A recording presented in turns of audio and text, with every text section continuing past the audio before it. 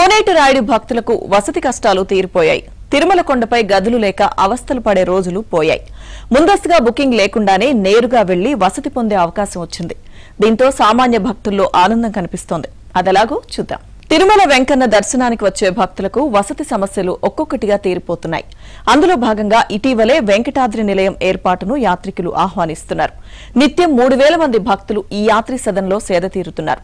వారి కోసం టీటీడీ ప్రత్యేక ఏర్పాట్లు చేసింది. కోటాను కోట్ల భక్తుల శరణాగతుడైన శ్రీనివాసుడి దర్శనార్థం నిత్యం వేల సంఖ్యలో భక్తులు తిరుమలకు తరలి వస్తూ ఉంటారు. సాధారణ రోజుల్లో ఆ సంఖ్య 60,000 నుంచి 70,000 వరకు ఉండగా సెలవు పర్వదినాల్లో ఈ సంఖ్య 1,00,000 దాటుతుంది. స్వామివారి దర్శనార్థం తిరుమలకు చేరుకునే ప్రతి భక్తుడు ముందుగా కోరుకునేది వసతి సదుపాయాన్నే అని ప్రత్యేకంగా చెప్పాల్సిన పనిలేదు. అయితే ప్రస్తుతం తిరుమలలో దాదాపు 7,000 గదులతో పాటు 4 యాత్రీ సముదాయాలు భక్తులకు అందుబాటులో ఉన్నాయి. 7,000 గదులలో దాదాపు 30,000 మంది భక్తులు వసతి సదుపాయం పొందే అవకాశం ఉండగా యాత్రీ సముదాయాల్లో మరో 10,000 మందికి పైగా భక్తులు సేద తీరే అవకాశం వీలుంది. భక్తుల రద్దీకి అనుగుణంగా తిరుమలలో వసతి దొరికే అవకాశం లేకపోవడంతో సాధారణ రోజుల్లో కూడా గదులకు తీవ్ర కొరత ఏర్పడుతోంది.